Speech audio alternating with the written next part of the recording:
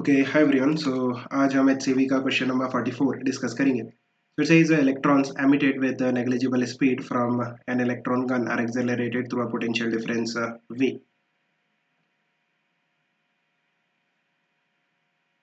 Along the x-axis, these electrons emerge from a narrow hole into a uniform magnetic field B. Are directed along this axis. However, some of the electrons emerging from the hole make slightly divergent angles as shown in figure. Show that these paraxial electrons are refocused on the x-axis at this distance.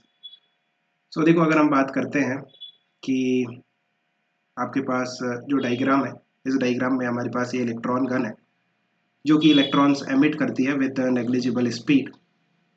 Now ये जो electrons है we potential से accelerate होंगे और इस whole से बाहर आएंगे with some speed, let's say speed v से वो बाहर आते हैं। देन जो increase in kinetic energy of the electron है, अब देखो जो इनिशियल काइनेटिक एनर्जी थी इलेक्ट्रॉन की वो तो जीरो थी, एंड जो फाइनल काइनेटिक एनर्जी है that is half m v square. This is the increase in kinetic energy of the electron that will be equal to charge into potential by which the electron is accelerated.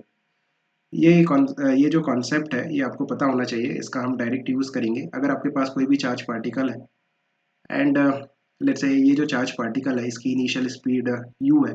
Now इस charge particle को अगर मैं v potential से accelerate करता हूँ then इसकी जो speed है वो चेंज हो जाएगी और यू कैन से इंक्रीज हो जाएगी। The final speed is v. So जो increase in kinetic energy है that is half m v square minus u square, this will be equal to charge into potential by which the charge is accelerated. ये आता कहाँ से है? Actually ये work energy theorem ही है। अब देखो what is potential, that is work done per unit charge. So यहाँ से work done that is equal to charge into potential. So this charge into potential is nothing but work done that is equal to change in kinetic energy, right? So ये आपको पता होना चाहिए। So यहाँ से अगर हम कहते हैं कि this is the increase in kinetic energy of the electron that is equal to charge into potential by which the charge is accelerated. So यहाँ से आप स्पीड निकाल सकते हो कितनी स्पीड से जो इलेक्ट्रॉन्स है वो होल के बाहर आ रहे हैं, that will be under root of 2ev by m, right? So अब देखो हमारे पास यहाँ पे कुछ इस तरह से होल है एंड इस होल से इलेक्ट्रॉन्स बाहर आ रहे हैं। यहाँ पे हमारे पास एक्स एक्सिस है और एक्स एक्सिस के अलोंग हमारे पास मैग्नेटिक फील्ड भी है। जो मैग्नेटिक फील्ड है वो भी एक्स एक्सिस के अलोंग है। ना कुछ इलेक्ट्रॉन्स स्लाइटली डाइवर्ज हो गए हैं एक्स एक्सिस से, मींस जो वेलोसिटी है वो एक्स एक्सिस से कुछ एंगल थीटा पे होगी, जहाँ पे ये जो थीटा है this theta will be small because slightly diverge हुए हैं, है ना। Now what you can do, you can take the component of velocity, एक एक्स एक्सिस के along that will be V cos theta and X axis के perpendicular which will be V sine theta. So अगर मैं कहता हूँ कि ये जो इलेक्ट्रॉन है इसका पाथ किस तरह से होगा, so the path of the electron will be helical. ये जो इलेक्ट्रॉन है हेलिकल पाथ में मूव करेगा। नाउ ये हेलिकल पाथ में क्यों मूव करेगा ये आपको पता होना चाहिए बिकॉज आप देखो जो v sin थीटा है this component of velocity is perpendicular to the magnetic field, so उसके कारण जो इलेक्ट्रॉन है वो सर्कुलर पाथ में मूव करेगा। और जो v cos थीटा है this component of velocity is along the magnetic field, जो कि इसको कांस्टेंट वेलोसिटी से एक्स एक्सिस की तरफ और you can say along the magnetic field move करवाएगी।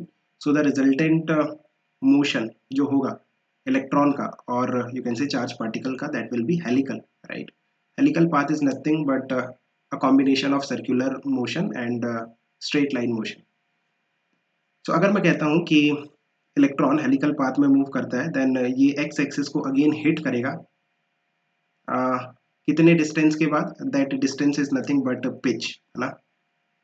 लाइक कितना हॉरिजॉन्टल डिस्टेंस ही मूव करेगा जब एक सर्कुलर पाथ कंप्लीट होगा, सो दैट इज पिच। सो जो इलेक्ट्रॉन है वो एक्स एक्सिस को अगेन हिट करेगा after a distance that is nothing but pitch. So what will be pitch? How you will find the value of pitch? That will be time period into v cos theta, है ना। v cos theta is the constant speed along x axis and capital T that is the time period of circular motion. कैसे find out करते हो time period of circular motion? 2 pi m upon q B, ये आपको पता होना चाहिए, into v cos theta. Now यहाँ पे जो चार्ज है उसकी वैल्यू हम ई पुट कर देते हैं बिकॉज ये इलेक्ट्रॉन है, तो यहाँ पे ई आ जाएगा। नाउ अगर आपका थीटा स्मॉल है, if theta is small then cos theta will be 1. So यहाँ पे cos थीटा की वैल्यू कितनी हो जाएगी 1 and 2 pi m upon e B, और जो स्पीड है हमने पहले फाइंड आउट किया that is under root of 2 e v by m. Now अगर आप इसको सिंप्लीफाई करोगे you will get the answer. देखो इसको हम लिख सकते हैं under root of 4 pi square m square upon e square B square, और ये कितना है 2 ई वी बाई एम. इसको सिंप्लीफाई करोगे देन यहाँ से ये 4 इंटू 2 दैट विल बिकम 8, और ये पाई स्क्वायर है, और जो मास है यहाँ से एक मास कैंसिल हो जाएगा so it will become m, और जो इलेक्ट्रॉन है लाइक जो E है वो एक ई स्क्वायर को कैंसिल करेगा, सो यहाँ पे E बचेगा और बी स्क्वायर, और यहाँ पे हमारे पास v है. सो इतने डिस्टेंस के बाद this is nothing but pitch है ना, उतने डिस्टेंस के बाद जो इलेक्ट्रॉन्स है सभी इलेक्ट्रॉन्स है अगेन एक्स एक्सिस को हिट करेंगे, और यू कैन से कि सभी इलेक्ट्रॉन्स अगेन इस डिस्टेंस पे जाके फोकस होंगे. और ये थीटा के इंडिपेंडेंट है राइट, ये थीटा के इंडिपेंडेंट है मीन्स जितना if theta is small then only they will hit the x-axis at that point है ना, और you can say refocus होंगे उस पर्टिकुलर पॉइंट पे जिसका डिस्टेंस अभी हमने फाइंड आउट किया that is nothing but pitch of the helical path. Hope you have understood. Keep working hard. Best of luck. Bye.